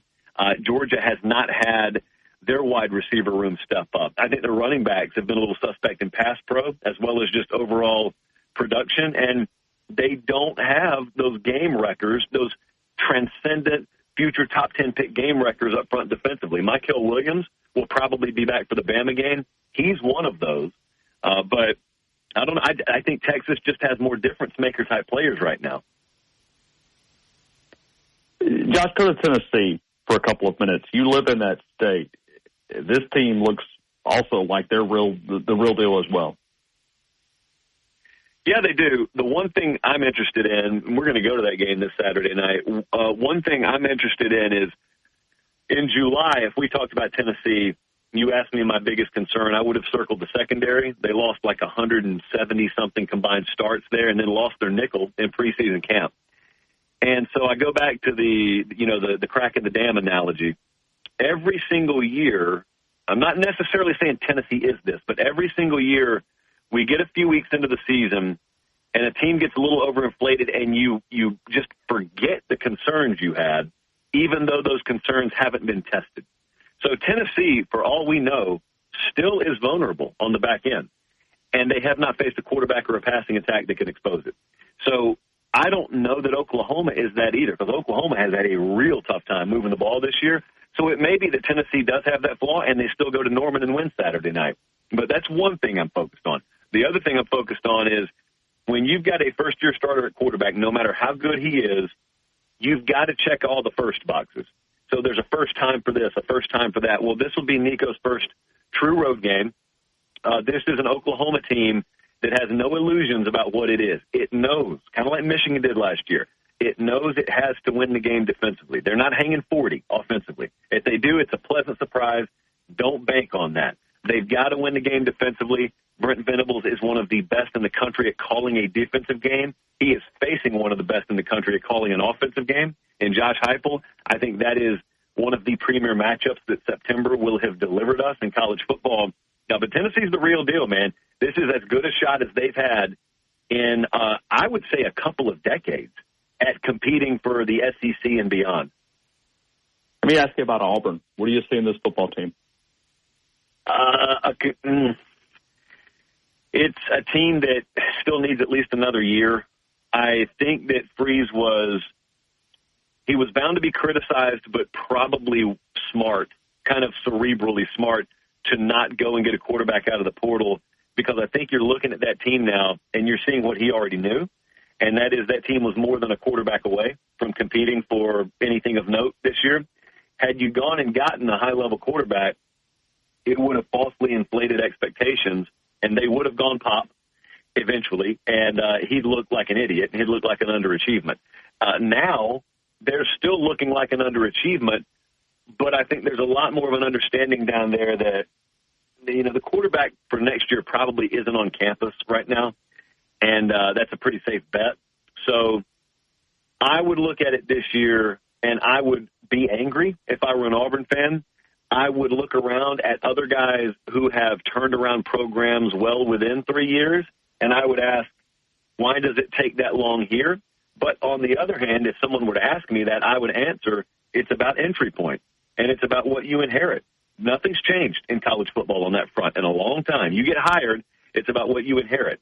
And Hugh Freeze, no matter what people want to think about him in the specific market we're speaking in right now, Hugh Freeze inherited a very, very substandard SEC roster, and it was always going to take a little while to overturn that thing, and they are still very, very much in the early to middle stages of doing that. I want to go back to 2017. Devontae Smith, a freshman wide receiver. We're hearing a lot of comparisons from Ryan Williams to Devontae Smith. He caught 8 footballs, 160 yards. The 41-yard reception to beat Georgia and win the national title is certainly the significant of that. Ryan Williams it feels like a step ahead of even that competition. I'm almost willing to say that maybe this is the best freshman I've ever seen, and this young man should still be in high school. What have you seen from Ryan Williams? Amari Cooper is who he looks like to me. That's absolutely the comparison. It shouldn't be Devontae. It should be Amari Cooper. When Amari got on campus, you heard some of the same 1,000 yards. He was so far mentally ahead of where a true freshman is normally. And then you added the elite physical skill set, and it didn't matter how young he was. When you watched him on the field, he was a different football player than anyone who lined up across from him. And it's just, no matter that we've seen it before, it is always stunning to me when a guy can come in and do that, because it is one thing to have that God-given physical ability, but God does not automatically make you mature. You know, there is an environment you have to have been in, and there is a certain wherewithal you have to have about yourself to get yourself mentally where most people don't get until they're like 30 or 35 years old. And you've got to do it while remaining humble and having proper perspective, even though you're better than everyone in high school.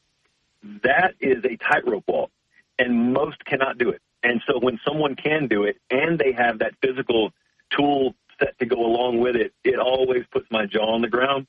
And so every time I hear that hype, I always listen to it, but I take it with a grain of salt, and I did with him. And he has delivered on it every bit to the degree that some people around Alabama suggested he would. And it's still the early portion of the season. So there are some big hinge moments. There are some big third downs coming in fourth quarters of games. And I know he's made big plays so far, but I think his best moments and his biggest moments are still to come this year. Josh, any doubt that you're going to be in Tuscaloosa next week with President Trump and everybody else watching the Georgia-Alabama game? I would say that's a pretty safe assumption, my friend. I mean, I'm not one to spoil surprises, but my goodness, let's look at the slate next week. That is, that's Super Bowl. Like, that's national title. That's where everyone is next week. So off the record, I would say it's a safe assumption that I've already made plans on that front.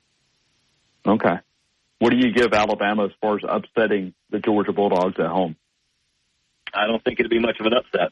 I think it's a pretty evenly matched game. I mean, if they won or lost the game, neither of those things would surprise me. I watched them all 22 cut up last night. I talk like I'm John Gruden or something. For whatever that's worth, I watched a lot of all 22 cut up of both teams last night, sort of trying to get an early jump on that because I know next week's going to be crazy.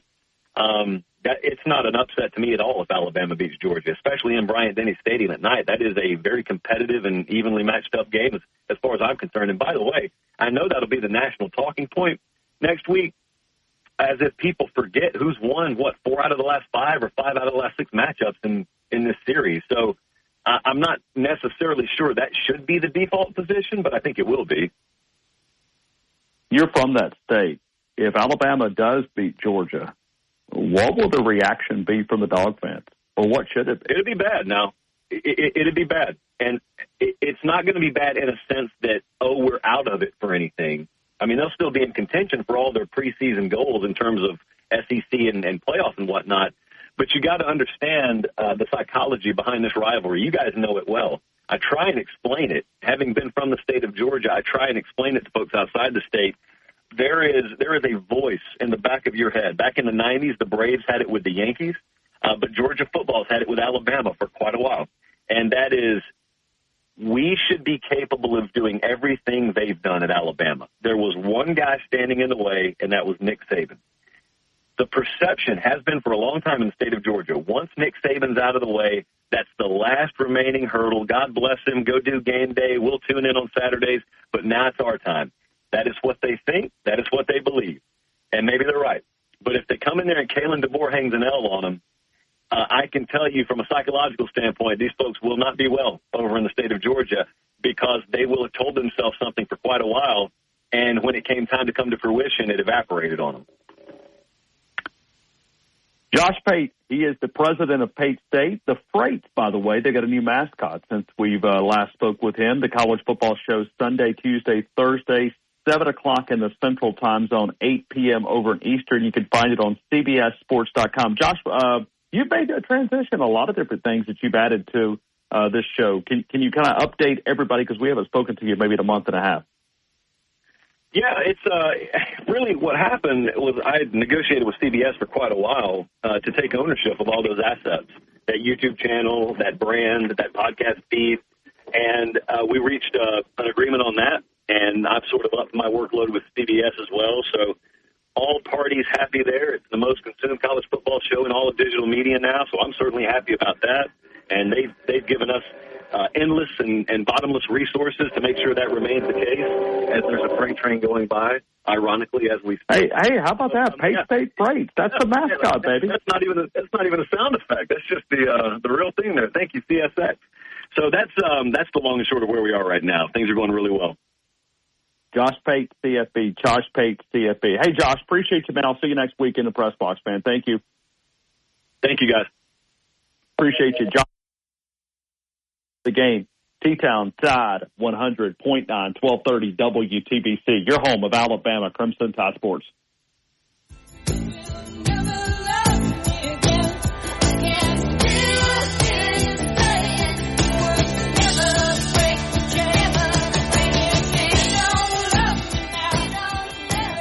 Tide 100.9 traffic. Tuscaloosa traffic now from the Townsend Nissan Traffic Center. A very good afternoon to you on this Hump Day Wednesday. Looking at some problems on McFarland Boulevard. If you're traveling on that eastbound lane to Jack Warner Parkway, do watch for an accident blocking a lane. It's got traffic very thick. You got a long line that is going to cost you a solid back to 5th Street. Up to $10,000 in finance rates as low as 0%. And we want your trade-in today. Townsend Nissan, your volume dealer. See BJ or Kylan today. Blue Spring Living Water is located in Bluntsville, Alabama, Blount County, about an hour north of Birmingham. Blue Spring Living Water is harvested and bottled from a centuries-old natural spring on a private family farm. Blue Spring is an all-natural water source that flows just under 1 million gallons a day. They have partnered with Waterway of Alabama, and they've been in the water delivery business for over 30 years. To have Blue Spring Living Water delivered right to your home, right to your front door every month. New customers get their 5 jugs for $50, and the empties are exchanged every month for new ones. I know we have it at the Fowler household. We drink more water because of BlueSpringLivingWater.com. You can sign up at 205-602-3426. Talk to someone directly. Blue Spring Living Water can also be found Marksmart down. In thestandardbama.com, thestandardbama.com. We're going right back to phone calls. We've got a lot of those, and we're going to get to those coming up here in just a couple of seconds. And we do have one line available at 205-342-9904. Appreciate you being patient with me. Trying to knock out a little bit of a cold here. So I had it a few days ago. Was running a fever last week, and all of a sudden it went away. And then now it's come back and even kind of hit me in the mouth a little bit. I mean, I feel like I've been hit by Deontay Lawson coming across the middle, and I forgot to put my mouthpiece in. That's kind of where, I saw that number 0, right? Deontay Lawson flying through the middle and kind of got me a little bit. But, hey, nothing I won't be able to handle, and hopefully we can maybe sound a little bit better tomorrow. But they always say gurgle salt water and then put honey on there. I don't have any honey. I guess I need some honey and some lemon. That's always a secret that usually kind of helps little broadcasters out. But, hey, I'd love to hear from you. And, hey, you could do a big portion to help me out and give us a phone call, and maybe I won't have to talk as much. It sounds so bad. Maybe you can sound a lot better like Tommy did a couple of minutes ago. Hey, we'll break here. We'll reset in the 5 o'clock hour next. T-Town Tide 100.9, 1230. That's whether if you're going to a campaign or if you're holding up it kind of helps you understand where the radical left is. As many times as I've disagreed with some of the things on the other side of the ticket, I've never wanted to take anybody out. I mean, I've never wanted to say, Barack Obama, I disagree with your policies. Joe Biden, I disagree with your policies. But I'm willing to go to jail for the rest of my life or even sacrifice my own life. It just sounds, and I know those are radical. Those are not every single one of those folks. But I promise you, if that bullet would have hit his head, there would have been a group of people in this country that would have celebrated, and that's sad. You need to fall on your knees and ask for repentance, and God will forgive you, and He'll heal your evil heart. Only you can answer that question. Let's continue with more phone calls, and we go here to Bubba in Northport. Bubba, good afternoon. You're in the game. I hope all is well. Hey, Bubba. All right, no Bubba. How about you? Hear me? Hey, Bubba. Yeah, I can. I'm good. Yeah, hey, Bubba. Hey, yeah. Hey. Bubba, they said I don't even sound like the same human being. I've never done a show with multiple cough drops, but I'm doing it today. I feel like I got marbles in my mouth, and I really do. Go get you a honeycomb, a jar, some moonshine, and a couple of peppermint. Shake it up, and I wonder if Bama Nick, I wonder if Bama Nick would have some rock candy. That was something that my grandmother always used to say. Rock candy. Yeah. You know what rock candy is, Bubba? Anybody with the name Bubba should know what rock candy is. I know what it is. I really do. But I haven't been able to call this week. I've been busy. I got some thoughts about the game, this past game, before we move on to Georgia. That's the game that I thought I wanted them to have against South Florida, was that statement game, and they did it against Wisconsin, and it really sets a tone, I think, of how the rest of the season is going to go, because I think the sky's the limit with this team. I think they're better positioned. If you would have told me, okay, and I know they had the issues against South Florida. I get all that, okay? And I'm not trying to make excuses. I thought the SEC officials really did not do a great job in that game. I thought they were one of those. And I don't think the SEC officials, I heard Shane Beamer today just in a roundabout way, as much as a coach can say without getting fined and publicly reprimanded by the SEC, he went after the SEC officials. So I understand that South Florida game. But I also go back from a standpoint of looking at where Alabama is currently. I think they're further ahead than where I thought they would be. Now, I was a guy that was very optimistic about this team. But offensively, man, they've got some dynamics that, if you'd have told me Ryan Williams was going to be the first receiver right now, and he's going to have 4 touchdowns going out of game 3 into the bye week, I'd have probably said, no way, no way. Because, as much as we talk about Devontae Smith, he had 160 yards. And 41 of that came in that one play against Georgia in the second 26 game. So when we make these comparisons, I can see with the skill set, but the way that Kalen DeBoer has opened up this offense, Ron Williams is a weapon, and I think we've only brushed the surface with what this young man's capable of. And it's only going to make other receivers and tight ends more open, because other teams are going to start keying on Williams and let these other people go. So, it's only going to help the other receivers and tight ends become a better threat to opposing teams. Yeah, good point. Yeah, and there's some, like if you're Georgia, you prepare for what you've seen from Alabama, but you also, you spend some time going, what else can they do? And it's almost at that point, it's a guessing game. Right.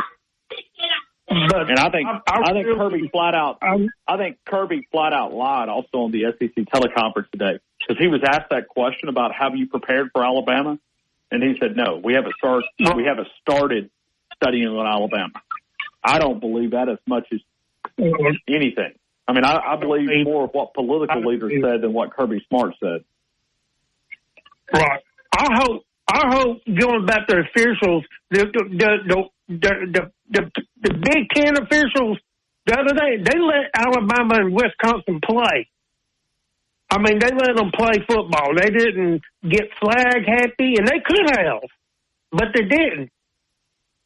And I just hope we get a good enough team that I hope Southeastern Conference is very picky about who they send to Tuscaloosa next week. I hate for Donald Trump to go down there and whip some butt. All right, my friend. I hope you get better. Yeah.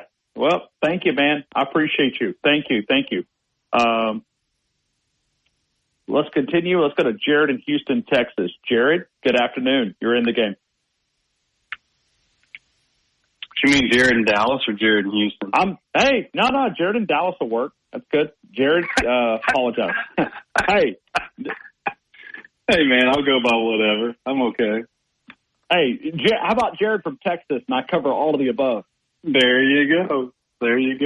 Hey, I got comments. I got Bama comments, but I do have to tell you something that's I don't think it'll really hurt your feelings. It's actually kind of comical because the Cowboys played so bad, but oh, yeah. Come on. Hit me with it. I know the Cowboys jab was coming at some point. This is funny. So, you know the Star in Frisco where the headquarters are and the practice facility is and whatnot. So there's a gym in there where me and a lot of people work out up there. And Jerry Jones does everything really big, right? So there's this office complex.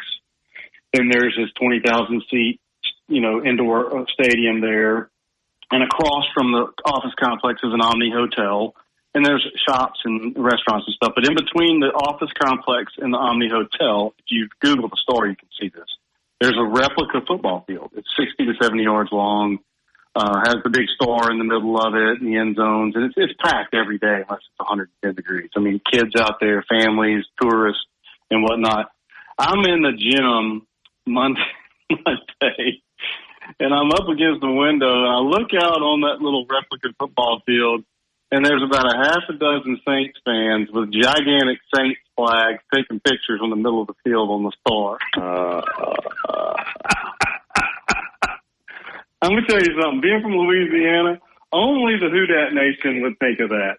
I mean, in all my years of all the losses, I've never seen someone show up at the Star. Boy, they kicked us in Jerry World. I mean, they whipped us up and down the field, man. That was bad. I mean, here we are. We're super excited.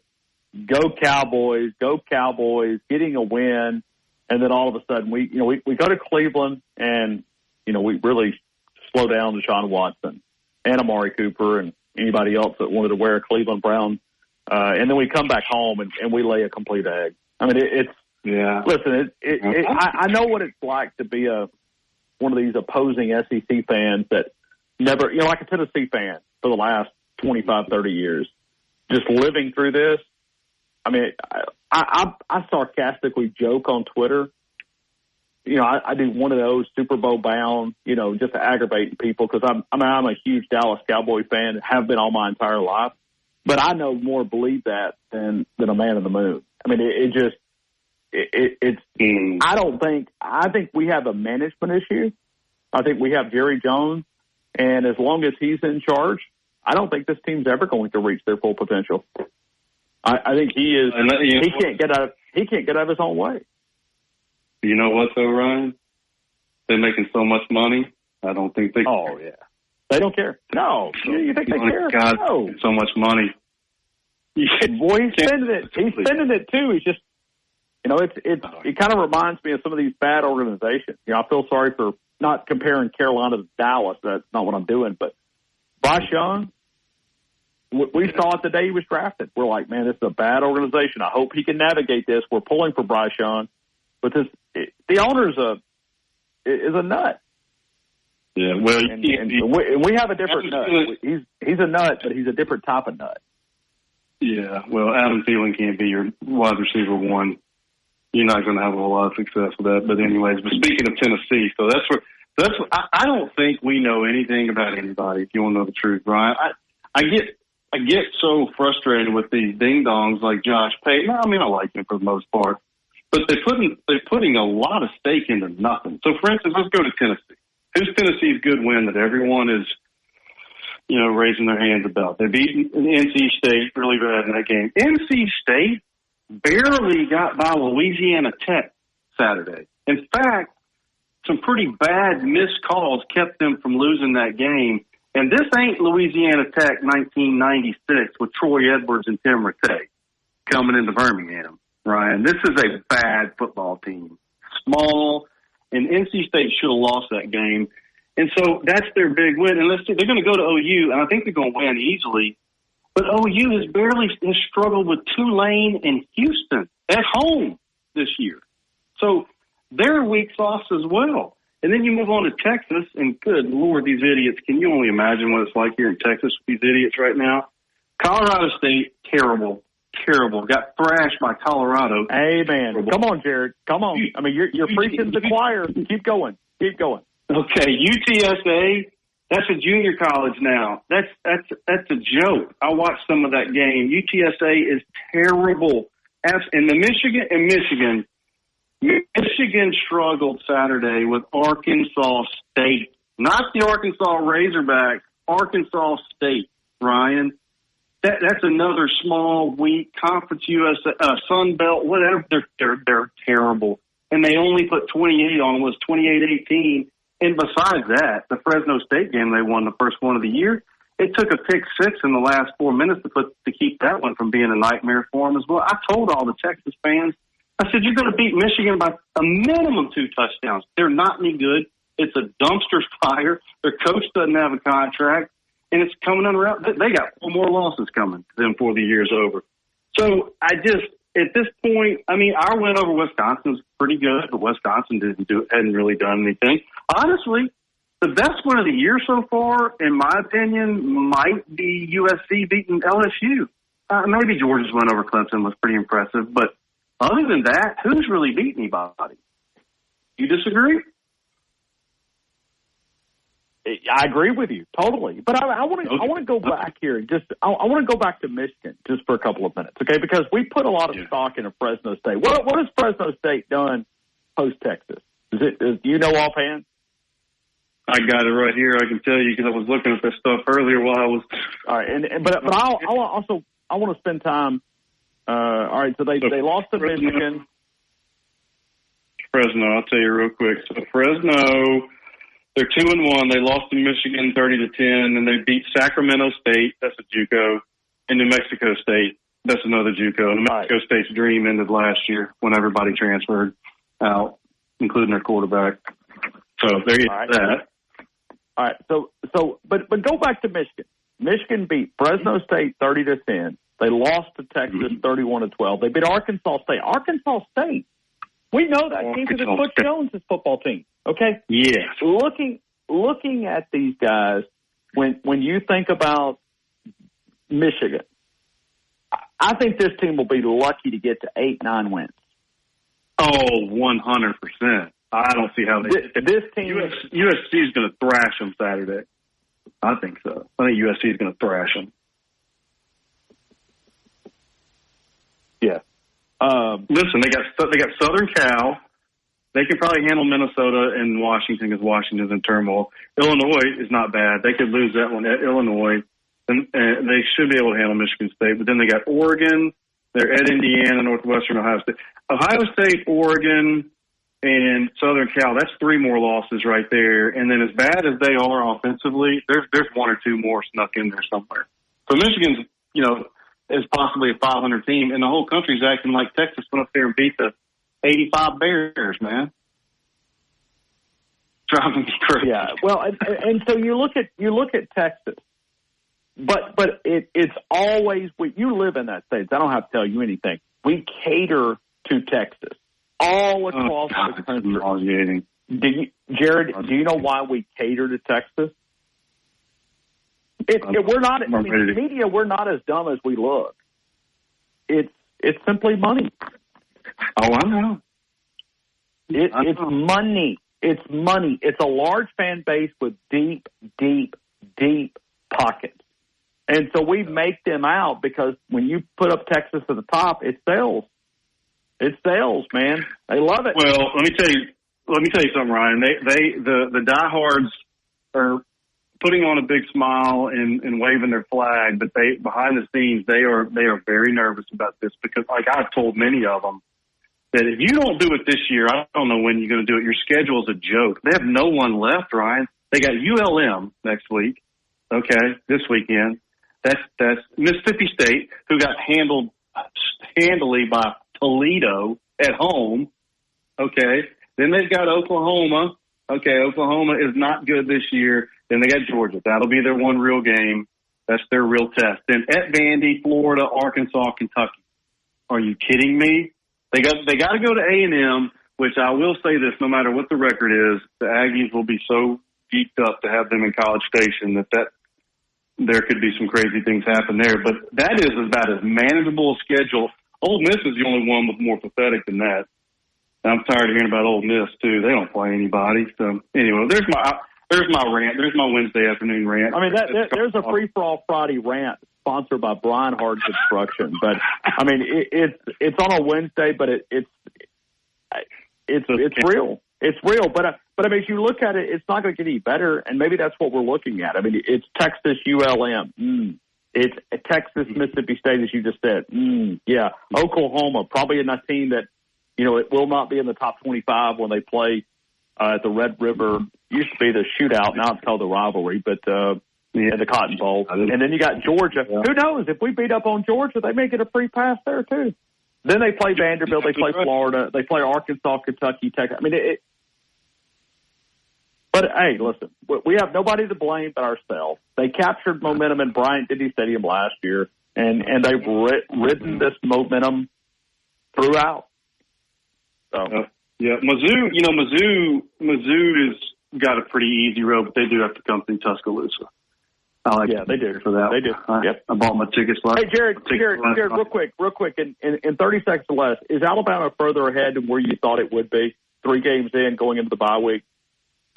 I think they're about right on spot. And I'll tell you this: if the listeners, if you want to go check out the podcast or the on demand of Christian and Corey from yesterday, I called them and asked them if they were worried about the DBs letting receivers get behind them and the run game getting thrashed. And they both went into basically a full-blown analysis of what they thought the team was like at this point of the year, which is very good. It was very good listening. I think they're about right where I expected. There's a few things I'd like to see. I would like to see some 10-yard out passes to keep drives going, but that's just not what we are. And then I would really like to not see receivers with 2 steps on our DBs, because a guy like Georgia QB or Quinn Ewers, they're not missing that. And we had that happen a couple times.